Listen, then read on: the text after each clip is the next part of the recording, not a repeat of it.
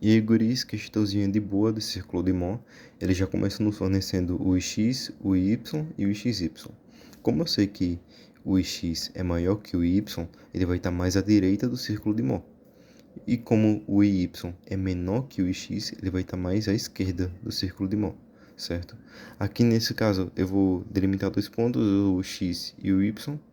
O x, que é esse ponto daqui, ele é dado por x e o ixy.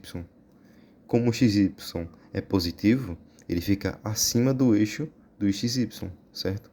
Fica aqui na parte crescente, aqui para cima. E agora eu vou delimitar o outro ponto y, que vai ser dado por iy, certo? Menos ixy. Como o meu ixy é positivo, quando eu aplicar ele na fórmula vai ficar negativo, ou seja, ele vai ficar abaixo, vai ficar na parte decrescente do xy, do produto de inércia. A partir daí, é só a gente determinar com aquelas formulazinhas de círculo de Moore bem de boa mesmo, os momentos principais. O imédio é dado pela média dos momentos de inércia, então vai ficar imédio ix mais y, o ix e o y, dividido por 2, que vai dar 7,06, 10 a 5. O raio, o que vai ser o raio? Eu só cotei, tá? Aqui um ponto x e um ponto y, só cotei ele aqui para esse plano, para esse eixo horizontal aqui, e utilizei relações trigonométricas. Então, utilizei Pitágoras, aliás. Então, R vai ser minha hipotenusa, né? Já que ele está aqui oposto a um ângulo de 90 graus. E ele vai ser dado por... Concorda comigo que daqui até aqui é o x? E que daqui até aqui é o y? Se eu diminuir o x pelo y, vai me sobrar somente essa distância aqui. Concorda comigo?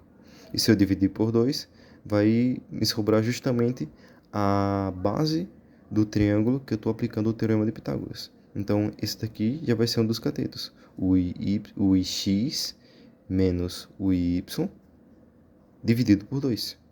Ix menos y dividido por 2, certo? Mais o outro cateto, que no caso vai ser minha altura aqui do triângulo, o xy, mais o xy, 4,22. Calculei isso, achei o raio 5,98, 10 a 5. Determinando o raio, já dá para determinar o produto de inércia máximo e mínimo, né? O máximo vai ser justamente o valor do raio positivo e o mínimo vai ser o valor do raio negativo. E também já dá para determinar o momento de inércia máximo e o momento de inércia mínimo. O momento de inércia máximo vai ser dado por o imédio, que foi o primeiro que a gente calculou, né? Esse 7,06, que é essa distância da origem até o centro do círculo, mais o raio, certo? O momento de inércia máximo não é aqui, essa extremidade daqui do círculo, essa parte daqui. Então ele vai ficar sendo como o imédio, que eu já sei, e o raio, que eu já sei. A soma das duas vai me dar o momento de inércia máximo. E o momento de inércia mínimo vai ser o imédio menos o raio, que vai me dar um menor momento de inércia da figura. Então vai ficar somando, né? E a outra diminuindo. O máximo 13,04, o mínimo 1,08. A partir daí já dá também para eu aproveitar e determinar o ângulo, esse ângulo alfa aqui, que eu determinei ele usando relações trigonométricas. Usei aqui no caso a tangente. A tangente de alfa vai ser o quê? Vai ser o cateto oposto, que vai ser no caso a altura do meu triângulo, o xy, sobre o cateto adjacente. O que vai ser o cateto adjacente? Vai ser o meu ix menos o meu imédio. Percebe? Ix menos o meu imédio. Vai sobrar justamente só a base do meu triângulo aqui. Então, aplicando tangente de alfa, cateto oposto, xy, sobre cateto adjacente, x menos imédio. Substituir os valores, vai dar 0,995. Então, tangente de alfa é igual a 0,995. Tangente passa a menos 1 e eu descubro o valor do meu ângulo de alfa, que no caso era para ficar 44,86. Mas por que deu esse negativo aqui? Porque para determinar o sinal do meu ângulo, eu vou fazer o seguinte. Eu vou pegar esse eixo daqui e vou rotacionar. Rotacionar na menor distância até esse eixo horizontal, certo? Esse eixo x e y. Então, eu posso rotacionar só em dois sentidos, no sentido horário e no sentido anti-horário. Então, qual dos sentidos eu consigo ter a menor distância? No sentido horário ou no sentido anti-horário? No sentido horário. E por conversão, o sentido horário é negativo, certo?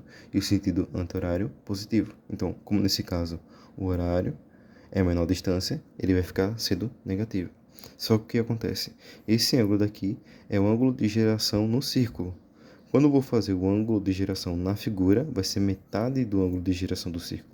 Então, o ângulo de geração na figura vai ser metade dele, menos 22,43. Depois, no finalzinho da questão, na letra C, ele pede os momentos de produto de inércia da seção em relação aos eixos U e V, que formam um ângulo de 40 graus com os eixos X e Y. O que ele quer dizer com isso? Que ele vai rotacionar a figura em 40 graus em relação aos eixos X e Y. Eu vou ter a figura aqui normal, né? Como ele deu aqui na questão, a retinha. Vou ter a figura aqui normal e vou rotacionar ela 40 graus, certo? Quando eu vou fazer o círculo de mão dessa figura, o ângulo de rotação da figura é 40. Então, no círculo de mão vai ser o dobro dela, vai ser 80. Beleza, vai ser 80. Só que, para eu determinar o ângulo, para determinar o sinal do ângulo, eu não rotaciono ela, ou no sentido horário, ou no sentido anti-horário. A menor distância até esse eixo horizontal vai ser o quê? Horário ou anti-horário? Horário, no caso, né? Então, vai ficar menos 80. Então, eu vou pegar esse menos 80 e vou somar com esse ângulo daqui que eu já tinha. Com esse ângulo alfa daqui, do círculo. Então, ficaria menos 44,86. Mais, ficaria menos 44,86 mais menos 80. Eu vou somar os dois ângulos, que vai me dar menos 124,86, certo? Então, esse ângulo daqui, no caso tava esse ângulo daqui, né? Somei com 120, vai vir para cá. Só que o que acontece? Eu vou ter o meu y e o x. Quando eu faço essa rotação, os meus momentos de inércia, eles mudam. E as únicas coisas que permanecem constantes vão ser o valor do meu raio e o valor do meu I médio. Então, eu vou ter os novos momentos de inércia daqui, que eu chamei esse daqui de IU e esse daqui de IV. Beleza? Arbitrariamente. Então, esse ângulo daqui, esse ângulo alfa, vai dar o resultado daquela soma, né, que eu falei, menos 124,86, menos 124,86. E aqui, por conservação dos ângulos, eu sei que esse ângulo daqui também vai ser alfa. Vai ser 124,86. Só que o que acontece? Esse todo daqui não é 180? E só essa parte daqui não é 124,86? Então, para totalizar os 180, essa parte daqui vai ter que ser 55,14. Mas esse 55,14 vai ser positivo ou negativo? Bora rotacionar ele.